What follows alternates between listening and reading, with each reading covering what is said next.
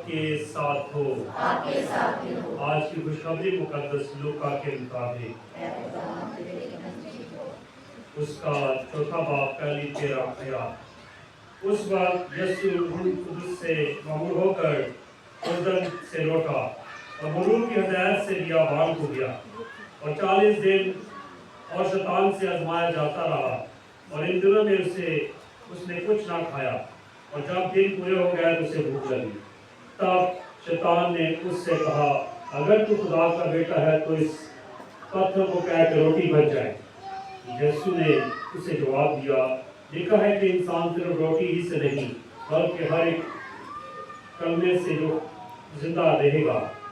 وہ شیطان اسے ایک اونچے پہاڑ پر لے جا کر دنیا کی ساری مملکتیں پل بھر میں دکھائی، اور شیطان نے اس سے کہا کہ میں یہ سارا اختیار اور اس کی شان و شوکت تجھے دوں گا، کیونکہ جو مجھ کو سونپے گئے ہیں جس کو چاہتا ہوں دیتا ہوں۔ بس اگر تو میرے آگے گر کر سجدہ کرے تو سب تیرا ہوگا۔ یسوع نے جواب میں اس سے کہا، لکھا ہے کہ تو خداوند اپنے خدا کو سجدہ کر اور صرف اسی کی عبادت کر۔ پھر وہ اسے یروشلم میں لے گیا اور ایتوں کے کندھے پر کھڑا کر کے اس سے کہا، اگر تو خدا کا بیٹا ہے تو اپنے آپ کو یہاں سے نیچے گرا دے، کیونکہ لکھا ہے کہ اس نے اپنے فرشتوں کو تیری بابت حکم کیا ہے کہ تیری حفاظت کرے، اور کہ وہ تجھ کو ہاتھوں پر اٹھا لیں گے، ایسا نہ ہو کہ تیرے پاؤں کو کسی پتھر سے چوٹ لگے۔ اور یسوع نے جواب میں اس سے کہا، کہا گیا ہے کہ تو خداوند اپنے خدا کو مت آزما۔ اور شیطان جب طرح طرح کی آزمائشیں ختم کر چکا تو مقررہ وقت تک اس سے الگ رہا۔ انجیل مقدس کے پڑھے اپنی جانے پر خداوند کی برکت ہو۔ تشریف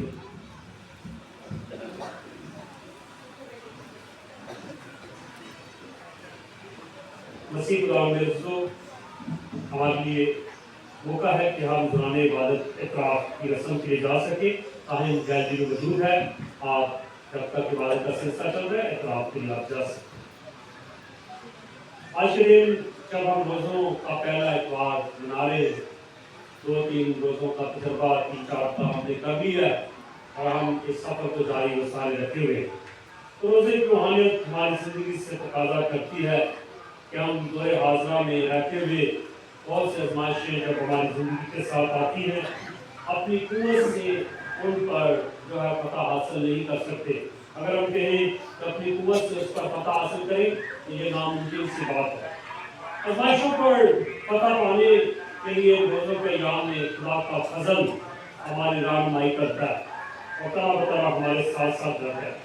روزوں کی روحانیت توبہ، تبدیلی اور ریاضت کی طرف ہمیں لے کر جاتی ہے تاکہ توبہ، تبدیلی اور ریاضت ہم سب کی زندگی کا حصہ بنے۔ آئیں آج کلام کے اصل مطلب کی طرف آتے ہیں۔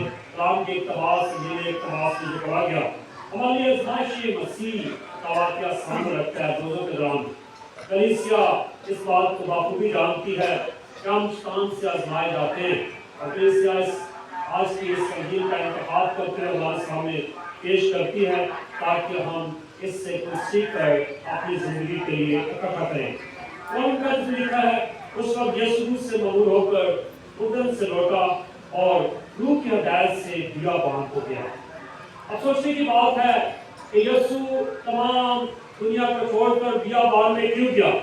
کیونکہ بیابان تیاری کی جگہ ہے جہاں پر ہم خدا کے ساتھ اپنے رشتے کو مضبوط کر سکتے، خدا کے ساتھ گفت و شنید کر سکتے، خدا کے ساتھ اپنے رابطے کو بحال کر سکتے۔ اور در حقیقت یسوع بیابان میں جب جاتا ہے تو وہ تیاری کے لیے جاتا ہے، اس صلیبی سفر کے لیے جس کو اس نے اختیار کرنا ہے، اس نجات کے کام کو جو باپ کے طرف سے اسے سونپا گیا ہے، اس کے لیے اپنے آپ کو تیار کرنے کے لیے یسوع ایک بات وہاں پر چاہتا ہے، جو طاقت جو پاور وہاں پر دی جاتی ہے اسے ذاتی استعمال میں نہیں لاتا۔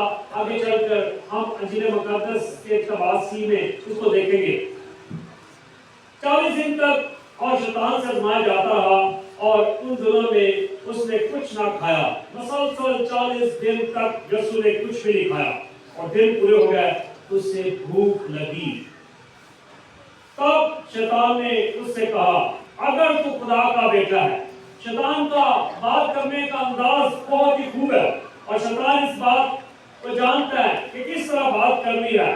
اور یاد رکھیں شیطان کہتا اگر تو خدا کا بیٹا ہے تو اس پتھر کو کہہ کہ روٹی بن جائیں۔ ہمارے گروپ نے سامنے تیاری کیا، روٹی بھی رکھی ہے، ہیکل کا کمرہ بھی بنانے کی کوشش کیا، پیار جو ہے عصا بھی رکھا ہے، پیار کی علامت، شان و شوکت کی علامت۔ تو آج کے دن سب سے پہلی آزمائش جو یسوع پر آتی ہے وہ کیا ہے؟ روٹی کی آزمائش ہے۔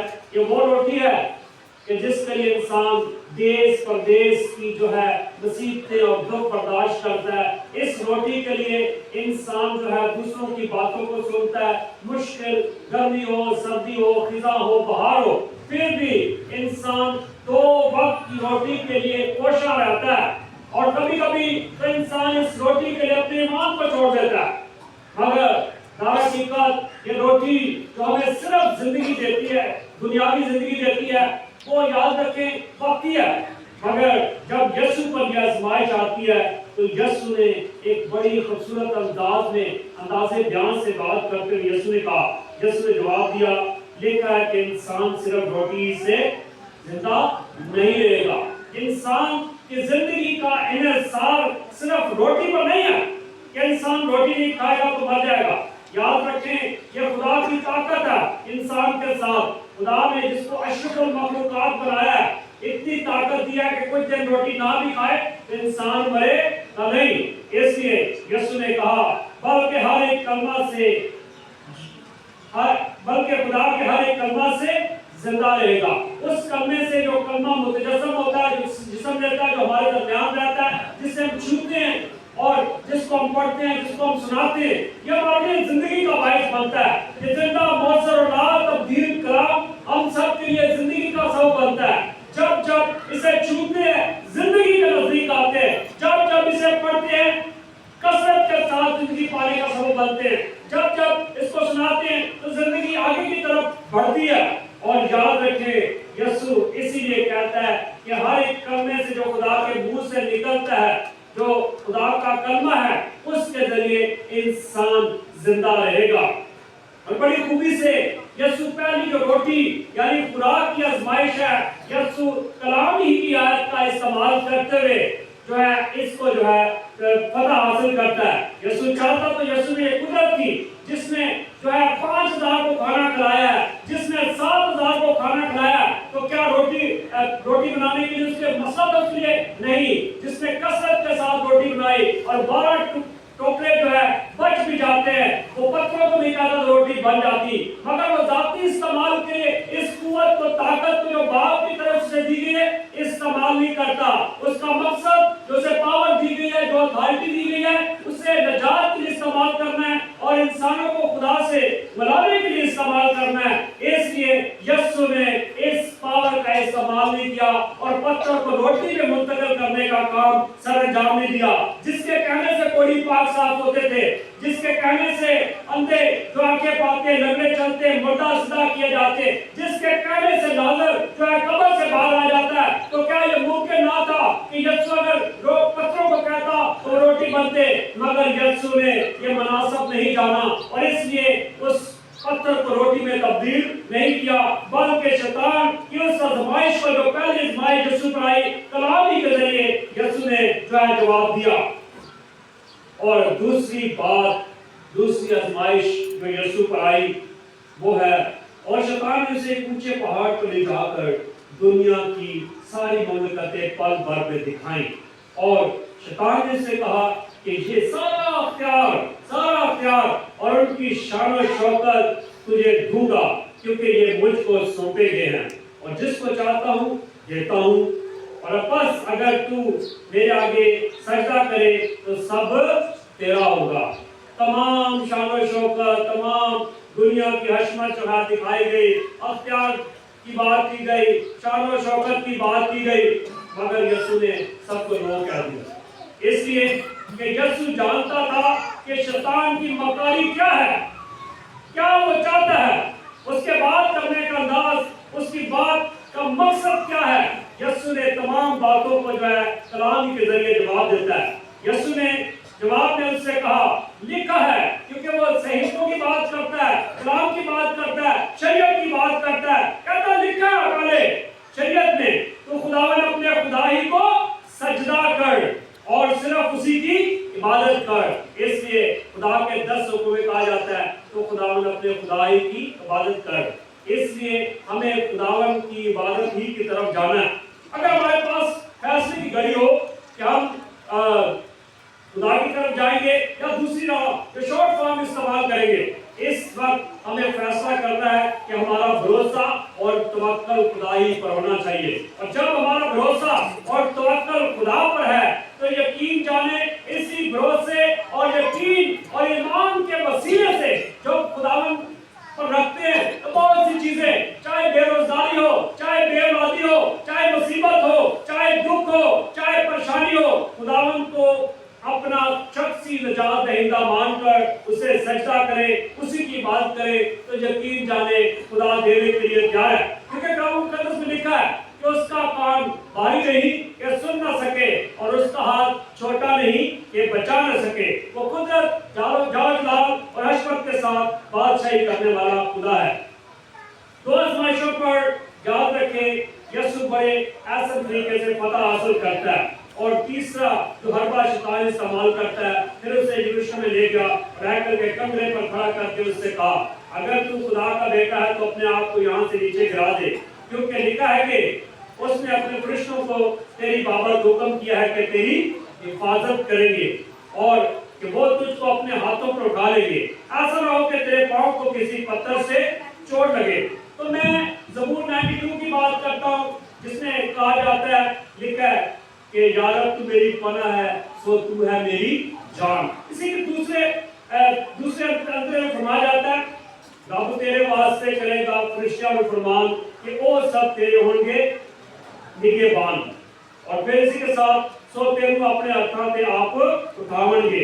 यकीन जाने इस ज़बूर के जरिए मैं उसके सैकड़ों बात की तरफ जाता हूँ। इस तरह के ही 100 साल पहले ज़बूर नवीस भी इसी तरह कह रहा है कि जब हम खुदा के बेटे का दर्जा हासिल करते हैं, खुदा की बेटी का दर्जा हासिल करते हैं, तो ना सिर्फ यीशु के लिए कहा गया बल्कि हम सब के लिए भी ये बात की जाएगी कि जब उसके बेटे हैं, उसकी बेटियां हैं, उसके नामदेवा हैं, उसके लोग हैं, तो यकीन जाने खुदा हमारे साथ होगा।